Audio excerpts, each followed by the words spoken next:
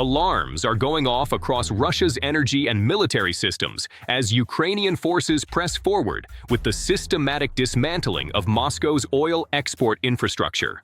What is now being described as the most devastating Ukrainian strategic strike campaign of the entire war threatens more than 60% of Russia's total oil revenue.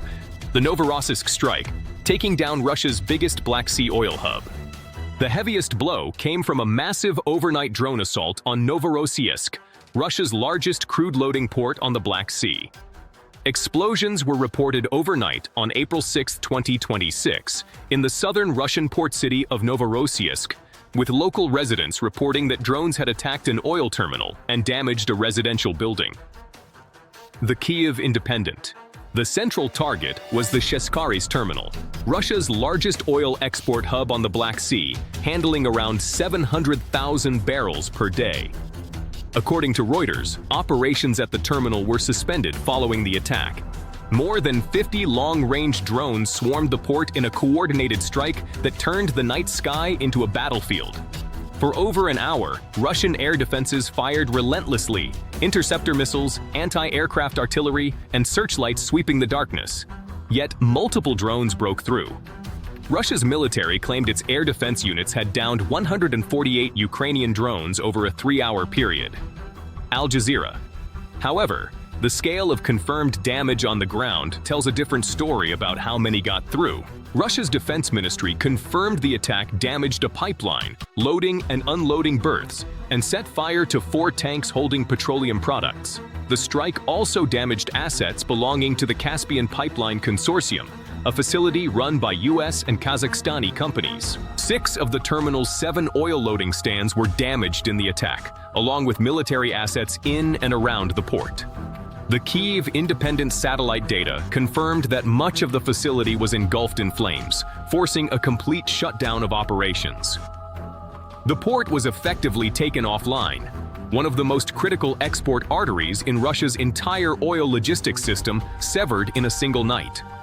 Krasnodar Governor Veniamin Kondratyev confirmed 8 people were injured in Novorossiysk, including 2 children, with 6 apartment buildings and 2 private homes damaged. The Moscow Times, a systematic campaign, from the Baltic to the Black Sea. The Novorossiysk strike was not an isolated event. It is the latest chapter in a long and carefully planned campaign.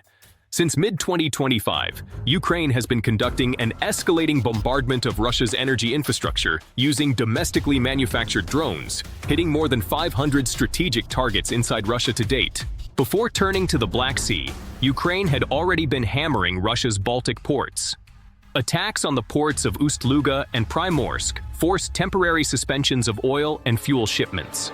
As a result, Russia's total oil exports fell by 43% in the week of March 22-29, dropping to 2.318 million barrels per day from 4.072 million BPD the week prior. Novorossiysk, meanwhile, accounted for nearly 20% of Russia's total seaborne oil exports, or up to a third in peacetime. Combined, these Western Russian export hubs represented close to 2/3 of Russia's entire oil export system. The pace of strikes has not let up. On April 8th, Ukrainian drones struck the marine oil terminal in Feodosia in Russian-occupied Crimea, sparking a large fire in at least 2 storage tanks. On April 9th, drones attacked a major oil pumping station used for exports in Krimsk, Krasnodar Krai. Kyiv post-Ukraine is clearly maintaining an unprecedented operational tempo. The financial blow: over $1 billion in days. The financial impact has been immediate and severe, with over $1 billion in lost revenue within just a few days, at exactly the moment when surging global oil prices, driven partly by the war in Iran, should have been filling Russia's war chest. Ukraine has instead turned that windfall into a crisis. Tankers sit idle, routes are disrupted, and exports are being forced into far less efficient alternatives. The Sheskharis terminal, operated by Russia's state pipeline monopoly Transneft, handles between 3.5 and 4.5 million tons of crude per month, roughly 1 million barrels per day, or up to 20% of Russia's seaborne oil exports. The geopolitics are further complicated by who else uses these facilities. The CPC terminal located in the Novorossiysk port area handles around 1.5% of global oil supplies and serves as a key export outlet for Kazakhstan, with shareholders including major U.S. energy companies Chevron and ExxonMobil. Al Jazeera. This has drawn Washington into the picture. In February 2026, Ukraine's ambassador to Washington confirmed that the U.S. State Department had sent an official diplomatic notice asking Ukraine to refrain from attacking American economic interests at the port. Military targets hit simultaneously. Beyond the economic targets, Ukraine's security service, SBU, together with other components of the defense forces, struck Russian warships, air defense systems, and oil infrastructure in the port of Novorossiysk, with the operation carried out using drones operated by the SBU's Alpha Special Operations Center in coordination with other defense forces units. Ukrainian drones hit Kaliber cruise missile launchers aboard frigates docked in Novorossiysk harbor, damaging the Admiral Makarov and Admiral Grigorovich and forcing them to activate their onboard air defense systems. The Kurovsky military airfield was devastated, with advanced Orion reconnaissance drones, a military transport aircraft, and critical radar systems destroyed. Bastion coastal missile launchers and reportedly even Zircon hypersonic cruise missiles were taken out before they could be deployed against Ukrainian cities.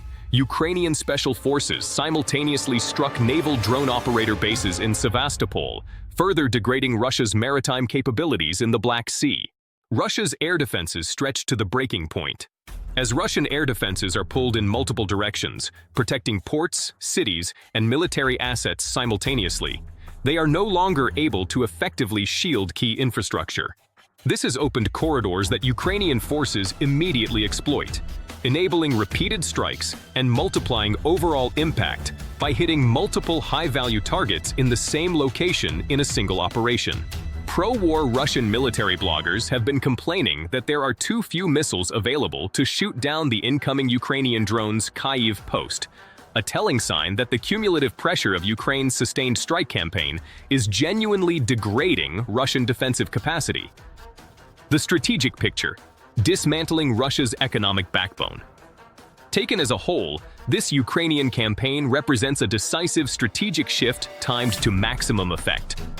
With global oil prices surging and Russia positioned to earn massive additional revenue, Ukraine moved instead to destroy the infrastructure through which that revenue flows. If the damage remains unresolved, Russian oil revenues could be cut by as much as 70%, turning what should have been a financial windfall into a full-blown economic crisis. The scale, coordination, and timing of these strikes speak to a deliberate, calculated effort to dismantle Russia's economic backbone. And by every available measure, it is working.